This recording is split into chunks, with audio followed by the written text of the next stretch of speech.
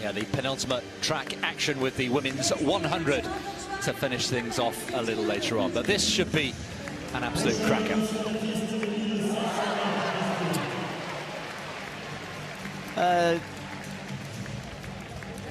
Just watching Neguswis putting his number on there, and well, young Niels Laros, you know, he picked up quite a bad injury kind of in sort of February, March time, I think it was, and he's come back really well, the youngster. I mean, there's so many talking points here. I mean, Laros is one of the up-and-coming great athletes, run a very good 1,000 meters just recently. The likes of Ollie Hoare, the Australian, coming back into some really good form. Look at it, lazy. I've kind of made a note on here of how many national records I think could go here tonight. And I put down 1, 2, 3, 4, 5, 6. I'm aiming at. That's my target. Not sure the Norwegian national record will go, because it's held by this man, of course, Jakob Ingebrigtsen, who will defend his Olympic title. And I think he's going to put up a great defence. He'll be up against Josh Kerr, who beat him at the World Championships last year, and others, the likes of Negus here from the USA and others. However, look at that there. That is the French national record I think they're talking about there. I was working out what that sign meant, because we're in Monaco, and I don't think the Monaco national record is 3:28.98. Anyway, people talk about world records and things. I think Ingebrigtsen wants to run fast, he wants to run hard here.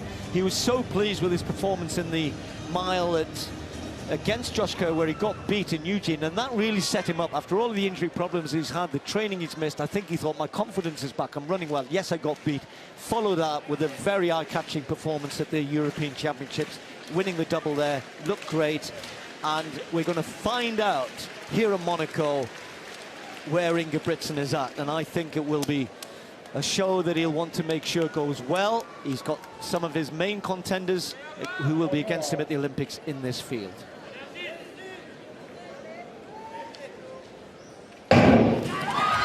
3 3/4 laps as ever. Sisk and Rudolph have been given the task of taking them through a very swift 1:51. But hey, guys run 1:41 and make it look so easy now that 1:51 maybe isn't so fast. But hey, he will know that he needs that to set it up. Look at Negus, look at Ollie Hoare. Oh, there's a fall! There's a fall straight away there. Not quite sure who that was. I'll try and have a look. Was it Laros? I think it was. I think it was Laros. Sadly, he's holding his head. He's okay, he's jogging. He won't carry on because it was a bad fall for the youngster. That's a shame. Anyway, through the first 300, 41 seconds. Let's settle this down and see where we're at with Ingebrigtsen leading as expected. Well, Ingebrigtsen, many people would be surprised here, has never won here in Monaco in previous visits. Always beaten by Tim Cheruiyot, who's also in this race, just 2 behind. Negus behind Ingebrigtsen, and then Tim Cheruiyot, who's got a great record here. There he is in the pink. Also became a father recently, Ingebrigtsen. So a lot been going on in his life away from the track as well. Well, for the guys behind Ingebrigtsen, the only thing that's good for them is they know what's going to happen. They know the pace is hard. Look how well they're strung out here. Talked about national records. You look at the likes of Haps, who's right up there behind Ollie Hoare of Australia, who ran a massive 800 personal best recently. Won earlier in the season, Diamond League at 1,500 metres. He'll be looking for a time. Neil Gooley of Great Britain further back there. Elliot Giles of Great Britain looking for a quick time as well. They're all just being dragged along. Negus is following Cheruiyot, who's following Ingebrigtsen, and Hoare is following him as well. So they know as they go through 800 metres, we asked for 1:51. It's going to be spot on that because they're right on the lights, and Ingebrigtsen will now hope that Sisk can keep this going to at least 1,000, which he's been asked to do. But look at him looking round already. He might just be beginning to struggle. Well, Ingebrigtsen was pushed really hard in Oslo by the man breathing down his neck. That instantly recognisable forward lean of Tim Cheruiyot. Had to dive over the line in Oslo, and he'll be well aware of the man who's behind him. Negus with that lovely languid style as well in 3rd place. But it's Ingebrigtsen who's calling the shots at the moment. Look at him following Sisk. He said, you stay there, mate. Don't you dare drop out yet. I think he was talking to him at 1,000, and now he moves through at the bell. He's got a 2-3 metre lead, and that usually means that that's just going to get bigger because the others cannot live with this. This is very quick from Ingebrigtsen. Cheruiyot, Negus and Hoare well ahead of the rest. It's been Pack being chased, or chasing is Coleman. Haps just behind him as well, but 55.71 for that lap. Yes, This is fast. Ingebrigtsen heading for something good. Look at him, looks serene. Look at the difference between him and the Goose, who's working so hard. The only one making advances behind them is Brian Coleman of Kenya, who's moved into 4th place now. Might just catch Chariot. Just a little leggy now from Ingebrigtsen, but he's set this up nicely.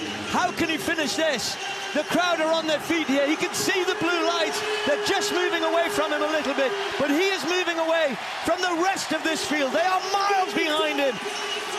Jakob Ingebrigtsen is absolutely back on form, and it's 3:26.74. Well, we wondered how fast he could go. We wondered if it could be a world record. We said no.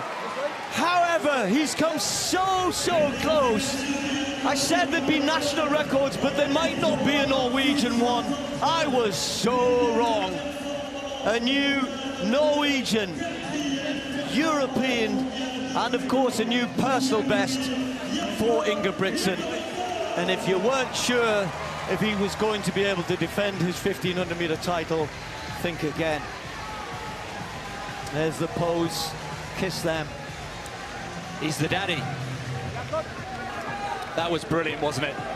And you know, he's been getting better race by race. A lot of people made a lot of that defeat in the Bowman Mile to Josh Kerr, but you could tell that he knew he'd perform better than he was expecting in that race. Then he got the win in Oslo, albeit by diving over the line, but with 400 to go, he was already in the lead, and you rightly said that was only going to get bigger and bigger. But I wasn't expecting that on the final lap, I have to say. I think, you know, the lights help a lot, don't they? And also he could relax. You know, once you know you're ahead, you've broken everybody. That's the first thing. First thing, break everybody. Then you're running hard, the lights are there, and you know, he's flat out here. The only thing for him is, you know, there are no lights and there are no pacemakers at the Olympic Games, so he cannot go out and just run 3:26 on his own from the front. If he could, he would win. Nobody else can do that. There are some good performances behind there. Chariot, wow, you know, almost back to his best. Coleman right behind him. The Goose, season's best for him. Then Neil Gooley of Great Britain. Nordas, the other Norwegian, running very well. However, when you go to the Olympics, it's not going to be like this. So the only thing he can do is take the confidence of knowing I'm in the best shape of my life. Somebody is going to have to do something very special, because that now means I can do what I want to do come the 1500-meter final, and he will try and run away from everybody, as he did tonight. 3:26.73, 4th fastest ever, new personal best, and a new area record for Ingebrigtsen. Great performances behind all the way down.